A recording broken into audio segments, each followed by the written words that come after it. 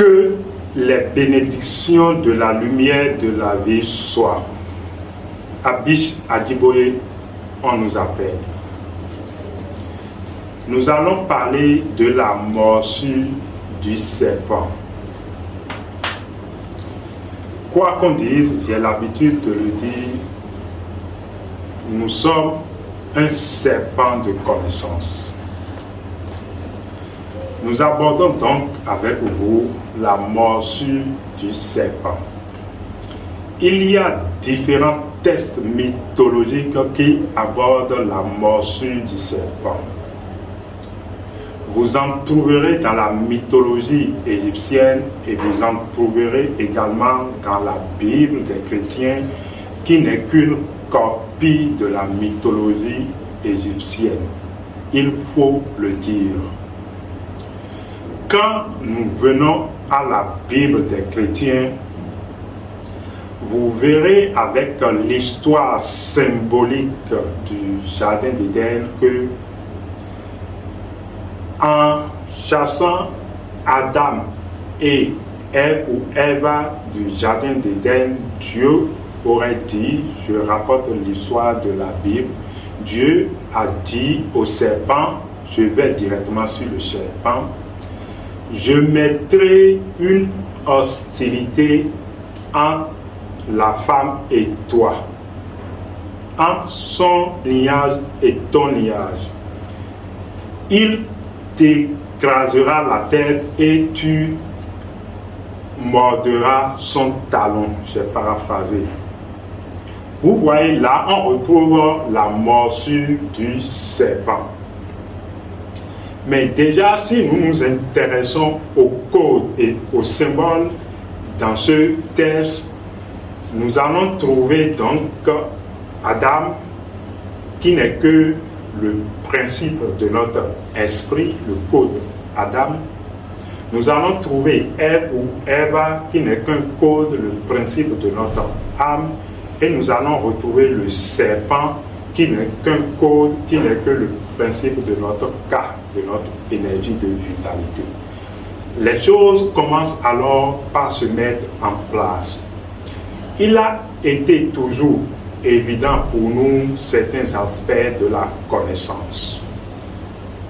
En réalité, quand donc on parle de la morsure du serpent tel que nous venons de l'affirmer, il ne s'agit pas d'un serpent physique.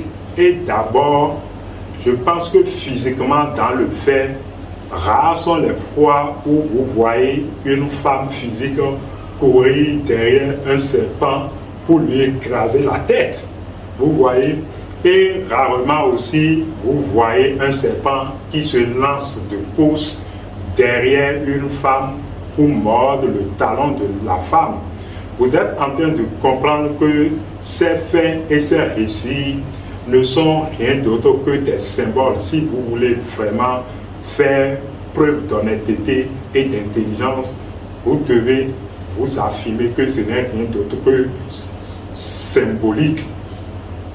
Étant donné que nous sommes tous d'accord que c'est symbolique, allons, faisons un pas de plus. Quand vous allez dans d'autres écrits, par exemple dans la mythologie égyptienne, vous lirez certainement l'histoire de Seth et d'Osiris. Et vous savez que Seth, ce n'est rien d'autre que symboliquement le serpent également. Et par rapport à Osiris, je dirais d'abord Horus. Vous avez entendu parler de cette histoire où Seth a coupé l'œil d'Horus. Voilà, Seth a coupé l'œil d'Horus. En réalité, il y a une fonction qui est liée au Seth. Il y a une fonction, si vous voulez, qui est liée au serpent. Il s'agit de la fonction de la division. Et oui, exactement, vous avez bien entendu. Il y a la fonction de la division. C'est d'abord en mettant en évidence cette fonction de la division que c'est a dû fractionner l'œil d'Horus. Et vous entendez souvent parler des fractions de l'œil d'Horus. Vous voyez, ça veut dire que, au fait, ce n'est que le serpent en tant que principe de notre vitalité, c'est de la vitalité du serpent que notre œil trouve ses fractions et sa clairvoyance. Autrement dit, vous ne pouvez pas vivre l'activité de votre œil sans l'énergie serpentine, sans donc l'énergie de vitalité. On va encore faire un pas de plus. On dit que le serpent va mordre la femme au pied. Nous allons aller dans la métaphysique du pied. Que représente le pied? Tenez-vous bien. Vous savez, et je l'ai déjà dit une fois, dans notre tradition, quand par inattention vous cognez quelqu'un ou vous piétinez quelqu'un, souvent on vous dit tu ne vois pas, on vous interpelle en vous demandant tu ne vois pas. Je suis en train d'expliquer par là que les pieds sont liés à la vision, les pieds sont liés à l'œil. Ça veut dire que en fait la fonction de voir et le fait de voir est lié aux pieds. Donc les pieds nous permettent de voir tel que l'œil d'Horus nous permet de voir dans le ciel ou dans les hautes dimensions. C'est une façon de parler. Les pieds constituent en même temps notre capacité de voir dans la terre et sur la terre. Donc les pieds représentent notre œil dans les profondeurs de la terre, donc dans les profondeurs de la matière. Or, vous savez que quand on parle du ciel et de la terre, on parle de l'esprit et de l'âme, donc du masculin et du féminin, donc du masque de l'homme et de la femme. Donc les pieds sont alors liés à la profondeur de la matière, donc à la profondeur de la femme. Donc dans notre dimension astrale, du bas astral, dans les profondeurs du souterrain également, si vous voulez. Vous êtes en train de comprendre que quand on parle des pieds, ou précisément du talon, il s'agit alors de l'équilibre de la vision, de la clarté de la vision. Allons encore plus loin, je vais vous amener d'autant plus loin que vous finirez par comprendre. Quand on parle du pied, on parle également du troisième pied. Le troisième pied n'étant rien d'autre que l'équilibre, le jet. Ce qui n'est rien d'autre que la colonne vertébrale liée à notre organe pénien chez l'homme et à l'organe vaginal chez la femme. Vous êtes en train de comprendre que le pied est également lié à la sexualité, tout comme d'ailleurs l'œil d'Horus est lié au testicule de Seth. Exactement. Ça veut dire que, au fait, sans que le serpent ne fractionne pas votre pied, ne vous mord pas au pied ou ne fractionne pas votre œil, vous n'allez pas atteindre l'initiation du serpent. Je dédie cette communication à tous les initiés du serpent, à ceux qui ont été mordus par le serpent de la connaissance. Parce que si le serpent est le principe de notre énergie de vitalité, vous devez également comprendre que notre énergie de vitalité en tant que point ou en tant que nature se retrouve dans la nature du serpent. Ça se retrouve dans la nature du serpent parce qu'il faut suivre de près le comportement du serpent pour comprendre la nature de l'énergie de vitalité.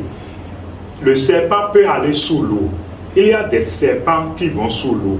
Il y a des serpents qui passent dans le feu. Il y a des serpents qui vont sous la terre.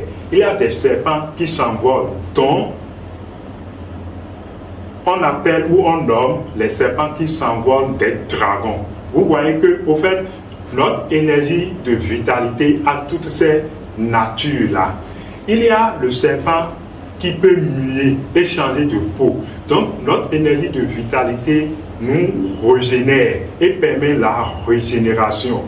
Il y a le serpent qui a la connaissance parfaite des feuilles. Chez nous, dans la tradition du sud d'Adjatado, on raconte beaucoup d'histoires de chasseurs où les chasseurs suivaient les serpents qui vont chercher des feuilles pour réveiller d'autres serpents. Ça veut dire que le serpent a la fonction de la guérison. Donc, l'énergie vitale a également la fonction de la guérison.